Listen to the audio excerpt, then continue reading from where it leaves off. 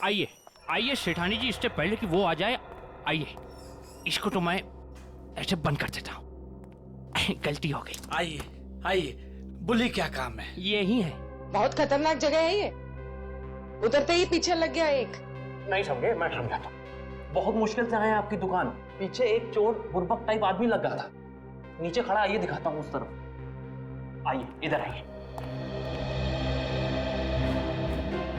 वो देखिए फोन पे बात कर रहा है, लगता है अपने साथियों को बुला रहा है यहाँ पर। बाप रे। आप रुकिए, मैं अभी पुलिस को फोन करता हूँ। हाँ पुलिस? नहीं। अरे सेठ जी, अरे आप तो कच्चे खिलाड़ी निकले। अरे पुलिस को फोन नहीं करना, लोग बैठे। हमारा जो माल है ना, ये वाला अलग किस्म का है। अलग किस्म का? बताऊंगा नहीं, दिखाऊंगा। आइए सेठानी जी, कम।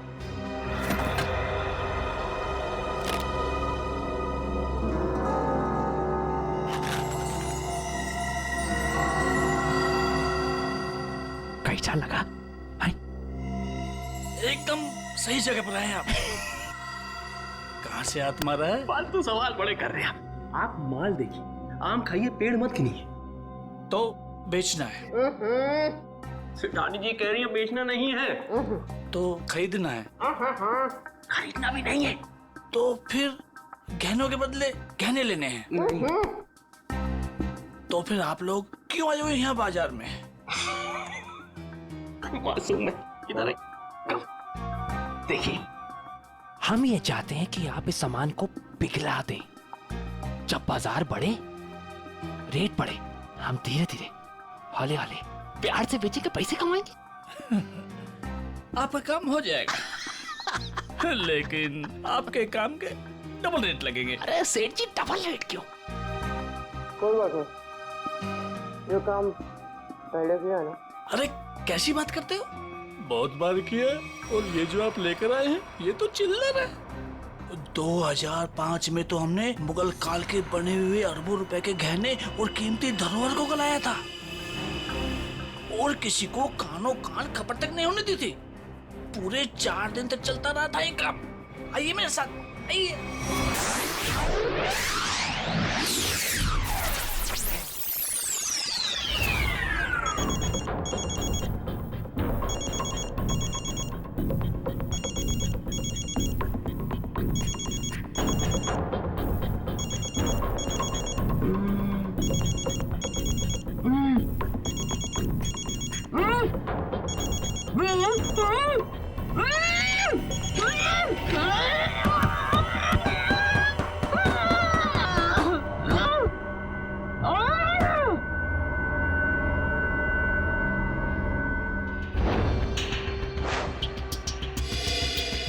तारिका फोन क्यों नहीं उठा रही?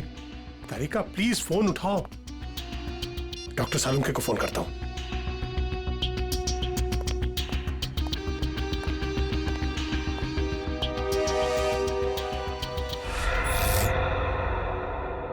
लाइट को क्या हुआ?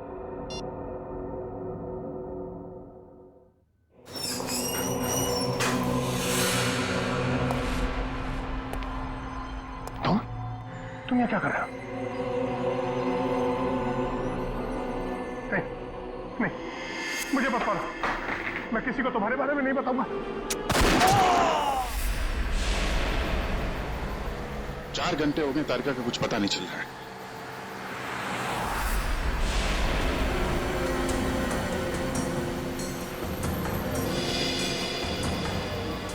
सर, तारिका का मोबाइल आसपास ही दिखाई दे रहा है।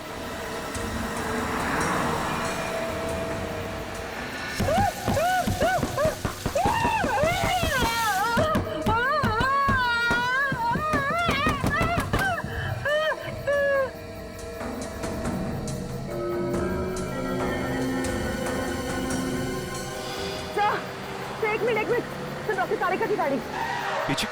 काविन,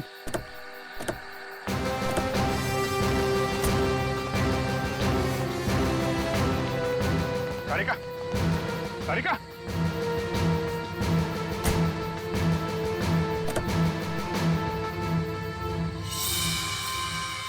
खून।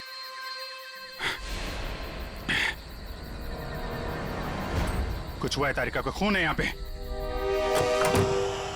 डॉक्टर जगन, डॉक्टर जगन, अरे कुछ देर पहले फोन किया था, अब अंधेरा है, गया कहाँ ये? देखो जरा, लाइट लगा।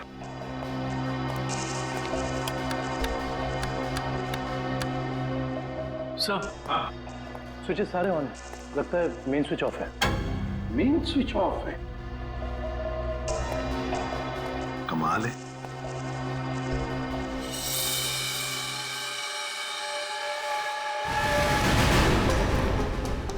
डॉक्टर जगन,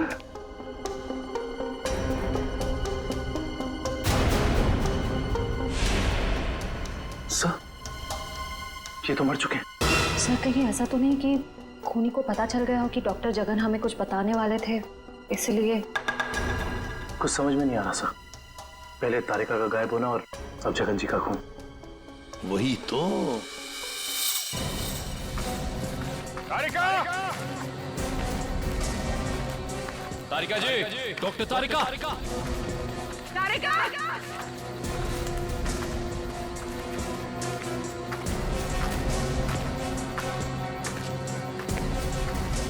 तारिका!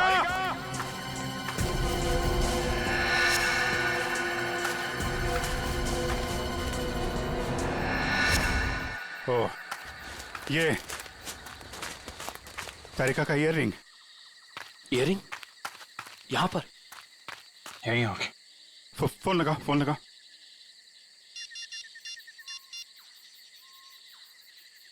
सर घंटी जा रही है सर।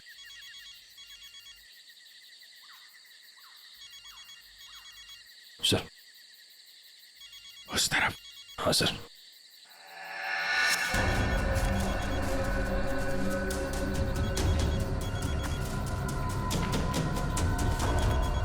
सर घंटी की आवाज काफी धीमी आ रही है।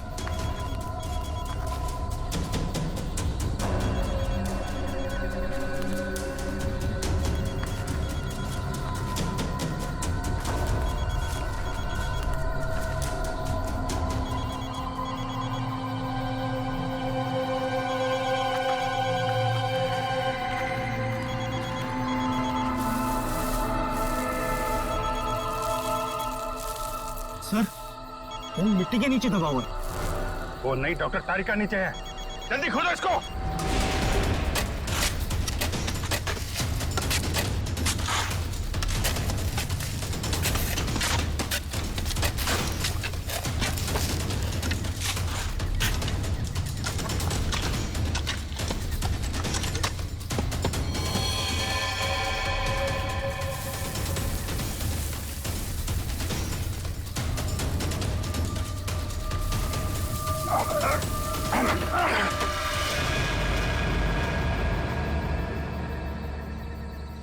तारिका! तारिका!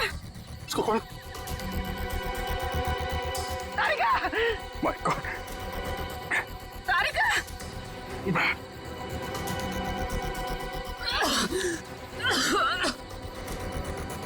तारिका तुम ठीक हो? हाँ? हाँ? कैसे हुआ ये है?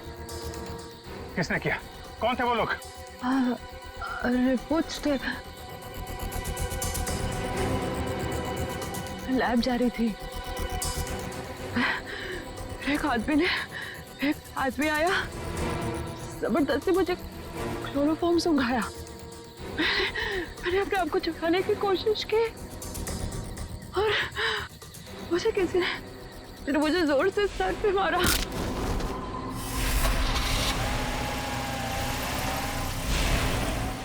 ये सब उन लोगों ने उस केस की रिपोर्ट्स के लिए किया है। इस केस ने हमें 3 दिन से उलझा रखा है। समंदर के अंदर बहता हुआ वो लकड़ी का टुकड़ा और उसके साथ वो आदमी की खोपड़ी। लगता है कोई बड़ी मछली फंसी है जाल में। खींच खींच! अरे ये तो कोई लकड़ी का टुकड़ा फंसा हुआ है जाल में। खींच! अरे जल्दी निकाल, नहीं तो जाल फट जाएगा। खींच!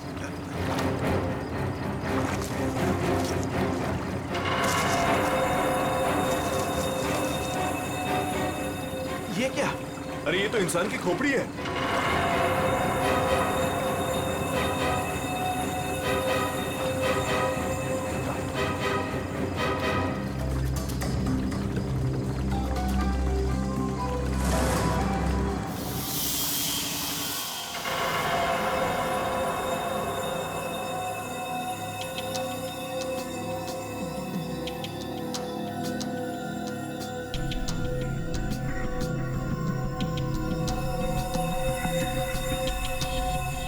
बस समुद्र में बहती हुई लकड़ी साधारण लकड़ियों से काफी अलग है, क्योंकि ये लकड़ी समुद्र के पानी में हजारों मील बहती हुई आई है, समुद्र के सारे जीवन को अपने आप में समेटे हुए। तो फिर साळुंखे, इस लकड़ी से हमें पता चल सकता है ना कि ये किस किस तरह के पानी में से बहकर आई और पानी की क्या खूबियां हैं। हाँ बॉस, इसीलिए मैंने प्रसिद्ध समुद्र विशेषज्ञ मरीन एक्सपर्ट डॉक्टर जगन को यहाँ पर बुलाया। वो इस खोपड़ी और इस लकड़ी की जांच करके हमें बताएंगे कि इस खोपड़ी और लकड़ी पर समुद्र के पानी का क्या क्या और कितना कितना असर हुआ है। तो यहाँ सर पे पीछे गोली मारी गई है इस आदमी को।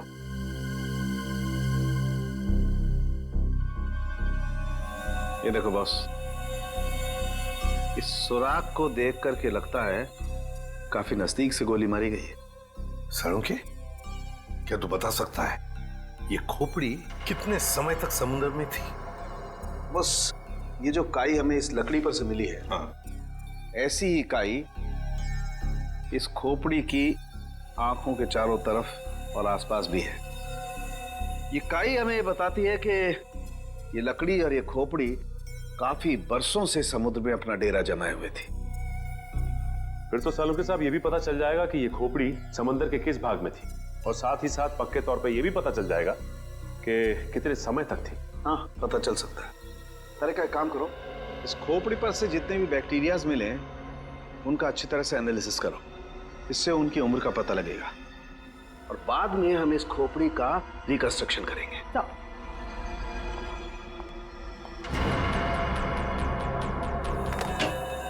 सॉरी डॉक्टर साळुंखे, थोड़ा लेट हो गया। अरे यार, एनीवे कोई बात नहीं। बस ये है वो समुद्र से बहती हुई लकड़ी जिसके बारे में मैंने आपको बताया था। Please check it.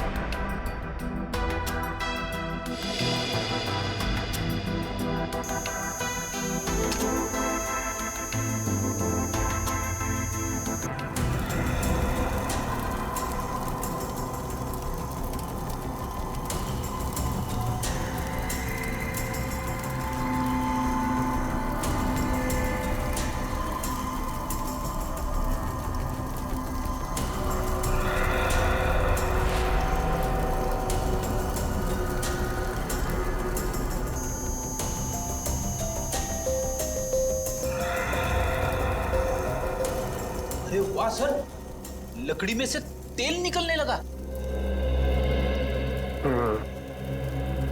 इसका मतलब ये है कि ये लकड़ी समुद्र के उस हिस्से में थी जहां बहुत सारा तेल बिखरा हुआ था, और उसी में से कुछ तेल इस लकड़ी ने सोख लिया।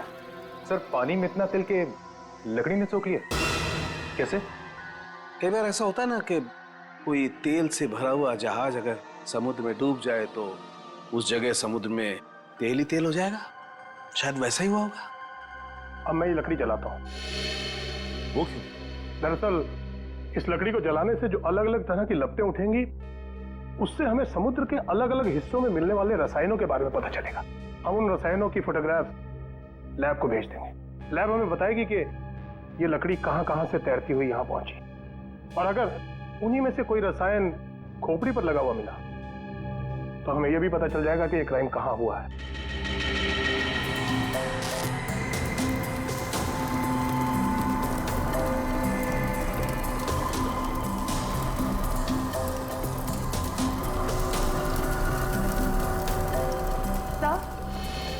सर, इस खोपड़ी में मिले समुद्री बैक्टीरिया और एल्गी की उम्र लगभग 7-8 साल है। 7-8 साल से समुद्र में?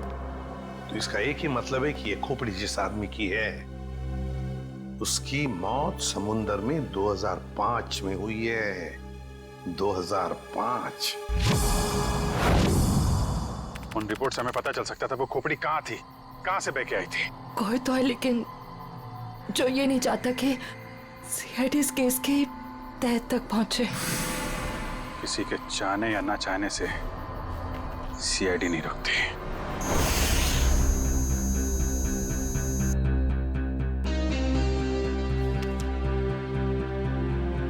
क्या पता चला सर इस रिपोर्ट में, जिसके लिए आपको ड्रग्स, डॉक्टर तारिका को जान से मारने की कोशिश और डॉक्टर जगन का खून हुआ? रिपोर्ट के मुताबिक वो खोपड़ी 35 से 40 साल के आदमी की है। और वो जो लकड़ी की लपटों के अलग अलग फोटोग्राफ्स हमने लैब में भेजे थे, उन लपटों का केमिकल कंपोजिशन अरब महासागर के पानी से मिलता है, लेकिन उन लपटों का केमिकल कंपोजिशन सबसे ज्यादा शाओलिन समुद्र तल के पानी से मिलता है। इसका मतलब है शाओलिन समुद्र तल से ऊपर उठकर ये खोपड़ी बहती हुई लकड़ी से उलझकर अरब सागर में पहुंची। बिल्कुल। सालुंखे ने कहा कि उस खोपड़ी के अंदर वाले हिस्से में उसे कुछ बैक्टीरिया मिली, किण्वन क्रिया करने वाली बैक्टीरिया, फर्मेंटेशन करने वाली बैक्टीरिया। और फिर मरीन एक्सपर्ट डॉक्टर जगन के रिपोर्ट में यह भी बताया है उसकी खोपड़ी के ऊपर से कुछ फेरस ऑक्साइड के अंश मिले। फेरस ऑक्साइड, लोहे की जंग। लेकिन सर, समुंदर के नीचे एक खोपड़ी पे लोहे की जंग कैसे आ सकती है सर? वही तो। ये खोपड़ी 8-9 सालों से पानी के अंदर थी और बहती हुई एक लकड़ी से जाकर फंस गई, जिसपे से हमें तेल के भी कुछ अंश मिले। हो सकता है ये खोपड़ी किसी डूबे हुए जहाज के मलबे के नीचे दब गई हो।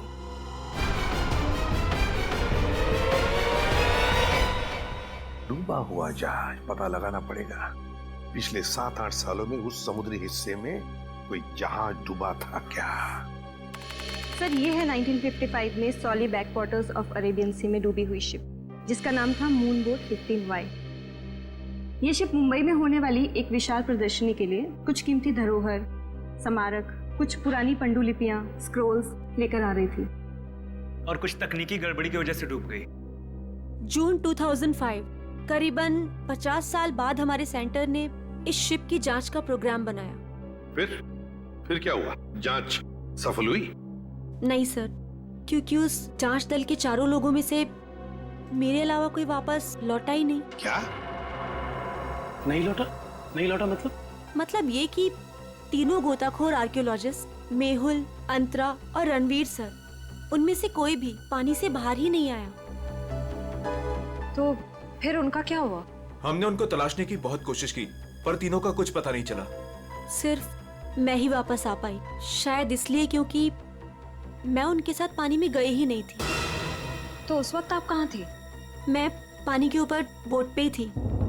एक मिनट, वैसे आप कौन है? सब, मैं डॉक्टर शिखा, मैं उस टीम की सबसे जूनियर मेंबर थी। काफी देर तक जब उनमें से कोई बाहर नहीं आया तो मैंने सेंटर इन्फॉर्म किया। यहाँ से एक रिसर्च टीम वहां पहुंची और शिप का जो भी सामान था उन्होंने निकाल लिया। काफी दिनों तक उन सबकी खोज भी की, पर उन सबका कुछ पता ही नहीं चला।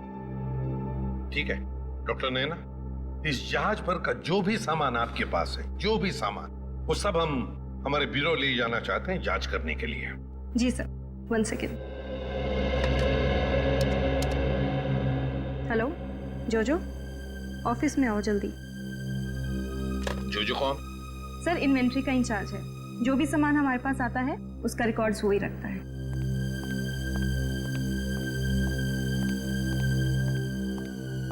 मैडम, आपने बुलाया मुझे? हाँ, ये लोग सीआईडी से हैं और इन्हें मून बोट 15Y से मिला हुआ जो भी सामान है वो इन्हें चाहिए। ठीक है सर, मैं आपके ऑफिस में भिजवा देता हूँ, क्योंकि कुछ समय लगेगा कुछ डिटेल और गेट पास बनाने में। ठीक है, कोई बात नहीं। जो ने ये सारा सामान भेजा है मरीन रिसर्च सेंटर से। और तुम इन सारे सामानों को लिस्ट से मैच करके देख रहे हो?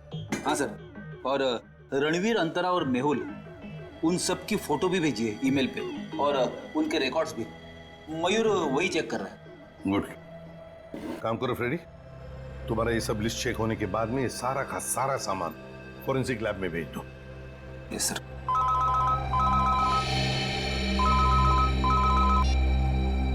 हाँ डॉक्टर तारिका, ओके ग्रेट, थैंक्स।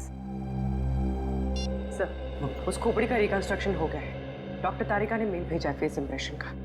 गुड। मयूर सर देखो जरा वो चेहरा चेक करो।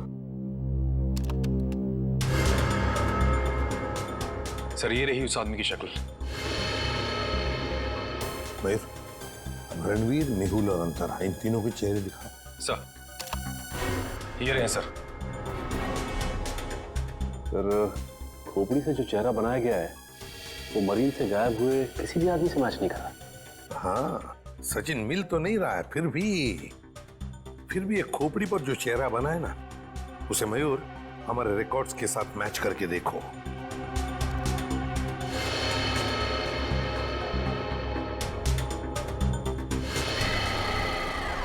सर ये तो नामी जादूगर सम्राट है जो 2005 में गायब हो गया। क्या सम्राट सर इस दुनिया में नहीं रहे? और हम ये जानते हैं कि आपके सम्राट सर की मौत 2005 में हो गई थी। 2005 जून से तो गायब हो गए थे वो। 2005 में आप लोग थे सम्राट के साथ? हमने तभी ज्वाइन किया था और हम उनके असिस्टेंट थे। ओके, तो उनके गायब होने से पहले की कोई खास बात आपको याद है? हाँ सर, उस वक्त वो ताले और जंजीर बना रहे थे जिसका हमारा जादू के शो में भी कोई काम नहीं था। मैं आपको उसकी फाइल दिखाता हूँ। राज, सम्राट सर की वो ताले वाली फाइल ले आना। ताले और जंजीर बना रहे थे? जी सर। हाँ सर, मैंने उनसे एक बार ये पूछा भी था कि ये क्या है। बोल रहे थे किसी खजाने की चाबी है जिससे वो बहुत जल्दी अमीर हो जाएंगे और उनके सारे कर्ज खत्म हो जाएंगे। सर ये देखिए फाइल।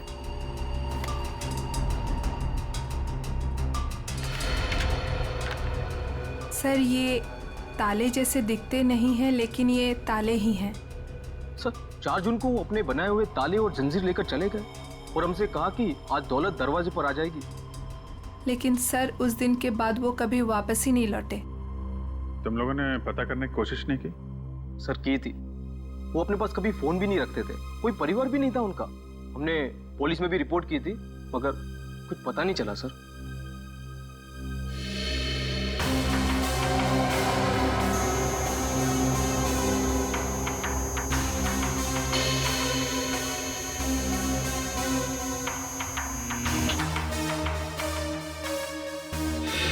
ठीक है, नेक्स्ट।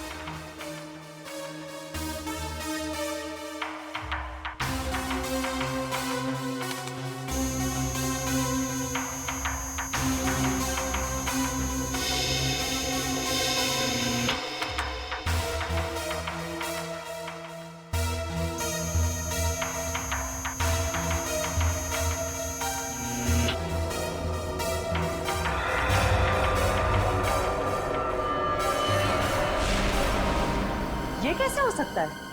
फिर से स्कैन करते हैं।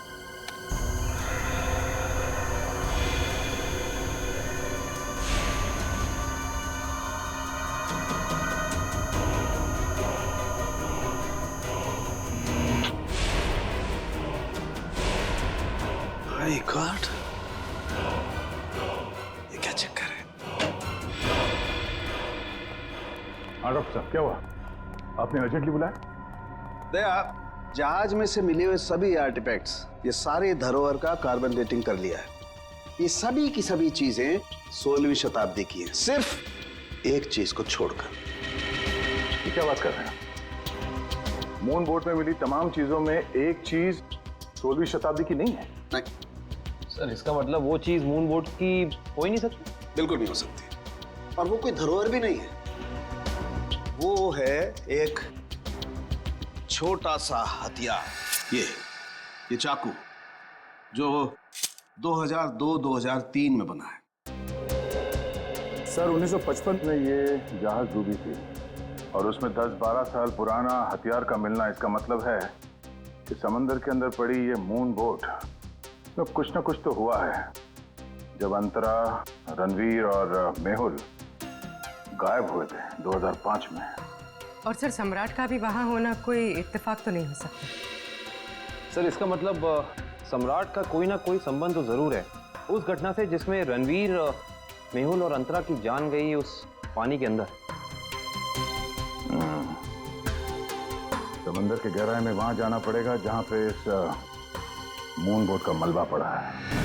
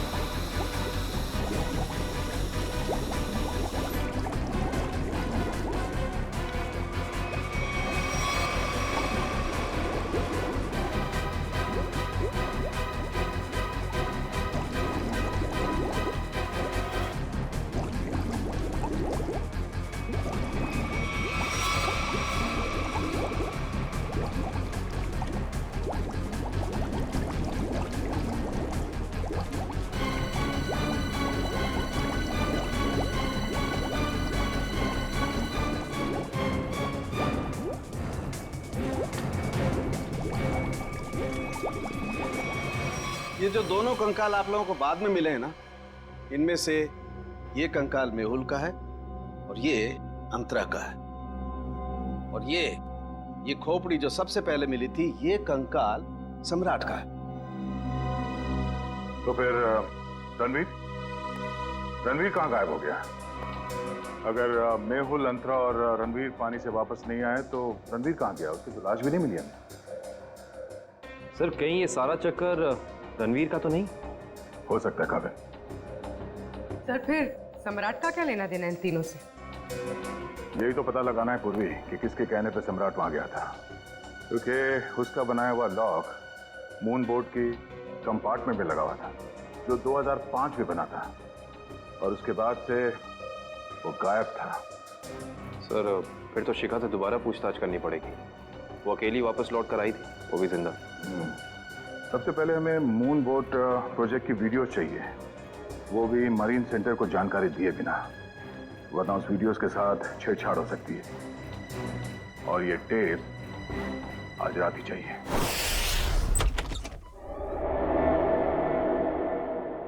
कहीं चोरी करते वक्त हमें कोई पकड़ न ले। अरे सर कुछ भी नहीं होगा, टेंशन मत लो। सीआईडी का बैच है ना, हम लोग उसे सीआईडी का बैच दिखाएंगे और कहेंगे चोर पुलिस करने आए हैं। पहले अंदर तो चलो।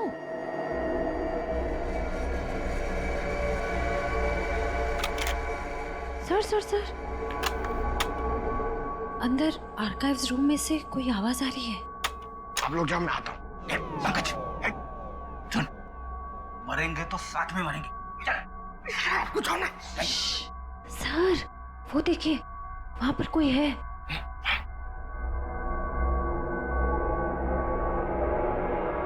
लाइट ऑफ, बंद कर टॉर्च।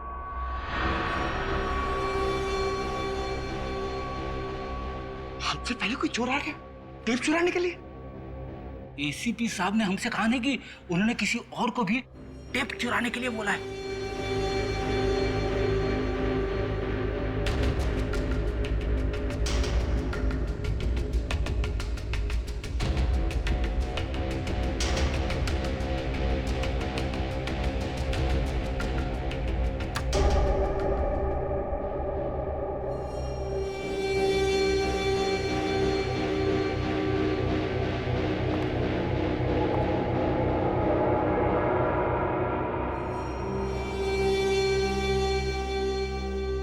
हाथ ऊपर।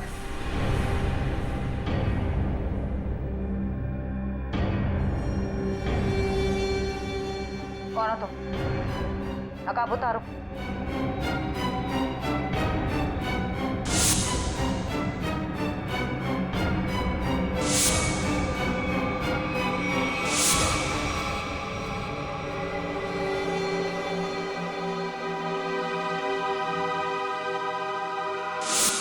मैं डॉक्टर शिखा, मैं उस टीम की सबसे जूनियर मेंबर थी। शिखा तुम सब कौन हो?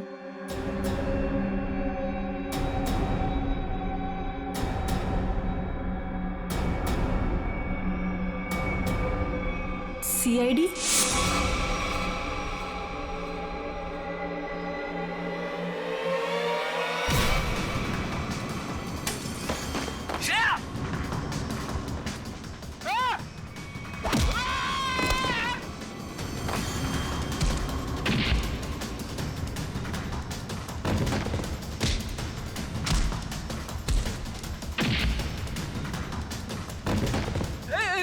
देखो मैं लड़कियों पे हाथ नहीं उठाता है?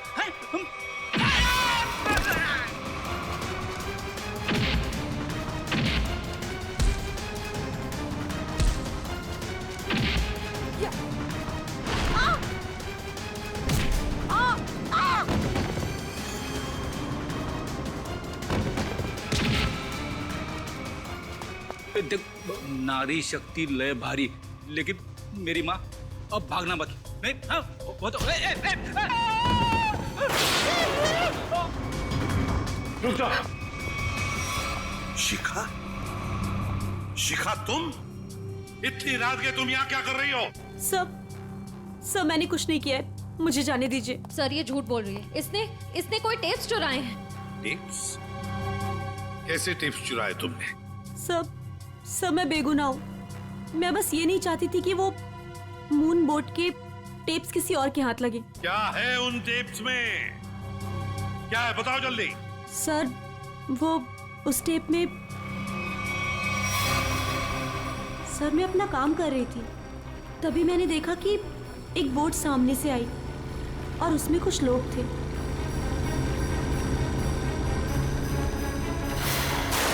सर कुछ समय के बाद उन लोगों में से एक आदमी पानी में चला गया और फिर थोड़ी ही देर के बाद वो ऊपर आ गया।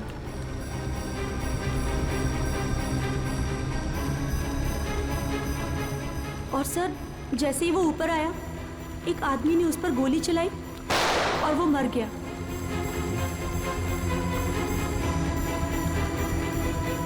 और फिर सर कुछ समय के बाद वो दोनों भी पानी के अंदर चले गए।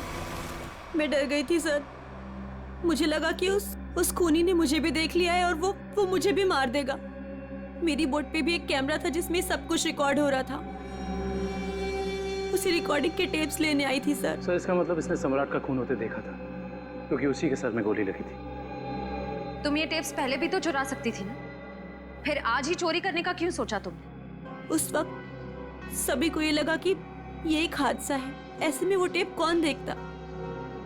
मुझे क्या पता था कि इतने सालों बाद सीआईडी उस दबे हुए केस की फिर से छानबीन करेगी। बहुत बड़ी गलती की तुमने शिखा, जुर्म को छुपाने की। जुर्म छुपाना भी एक अपराध होता है, समझी? अब तो तुम्हें जेल में बैठना पड़ेगा जब तक कानून तुम्हारा फैसला नहीं करता।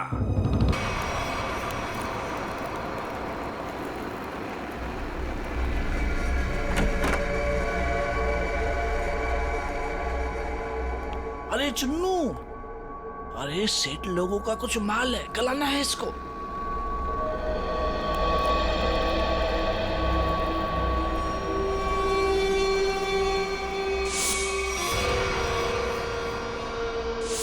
कितना माल है साहब?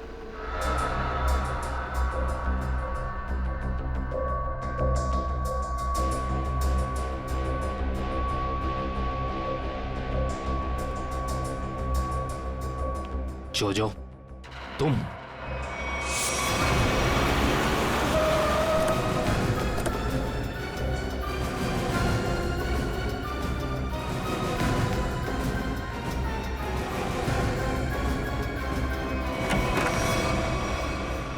अरे आप कहीं जा रही हैं क्या?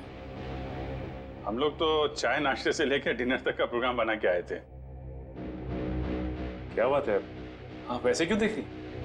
लगता आपने हम सीआईडी वालों को पहचाना नहीं। नैना जी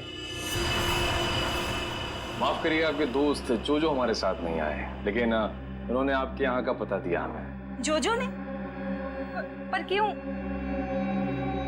क्योंकि समंदर से निकली कीमती चीजें मरीन सेंटर से गायब करके बाजार में बेचता है वो, आपके साथ मिलके। मेरे साथ? क्या मजाक कर रहे हैं आप लोग?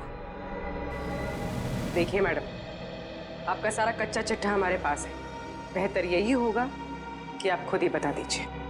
मैंने ही समंदर से मिले मुगल जवाहरात लिए थे। और कौन कौन मिला है तुम्हारे साथ इस काम में? कोई नहीं था सर।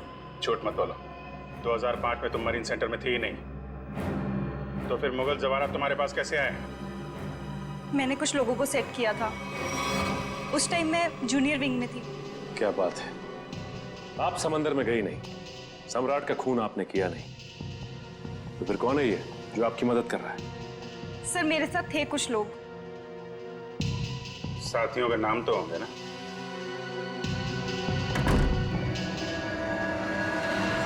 कौन है अंदर? सर अंदर कोई नहीं सर। सर मैं अकेली हूँ सर, किसे देख रहे हैं सर?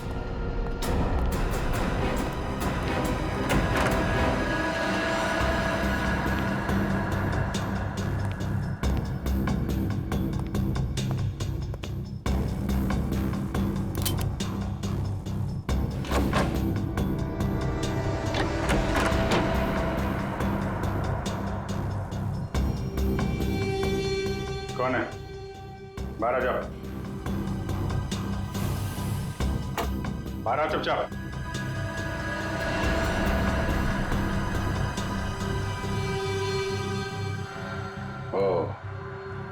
रणवीर। रणवीर? कौन रणवीर? 3 फोन करके इतने सालों से छुपा हुआ। सर मैं तो नैना का पति सिद्धांत हूँ। नाम बदल सकते हो लेकिन चेहरा नहीं। हाँ सर, मैं ही रणवीर हूँ।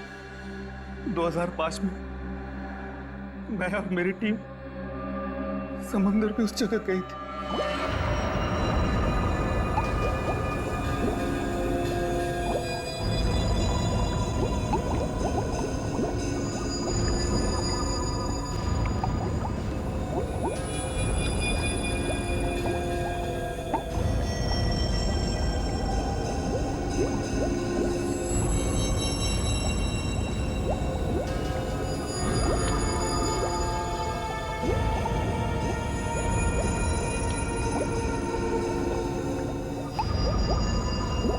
उस चेस्ट के बारे में सिर्फ मैं जानता था और कोई नहीं, इसलिए मैंने सम्राट के साथ मिलकर एक प्लान बनाया। सम्राट ने मेहुल और अंतरा को मार दिया और उनकी लाश बोट में छुपा दी। उसके बाद सम्राट को मेरे 2 आदमियों ने गोली मार दी और सर मैं चेस्ट लेकर पानी के रास्ते बाहर आ गया। सच्चाई को सामने आने में देर लग सकती है, लेकिन सच्चाई कभी छुपती नहीं। सम्राट को उसके किए की सजा तुमने दे दी, लेकिन तुम्हें सजा दिलाने के लिए सम्राट की खोपड़ी खुद पानी के बाहर आई। तुम दोनों को तुम्हारे किए की सजा कानून जरूर देगा, शायद फांसी होगी।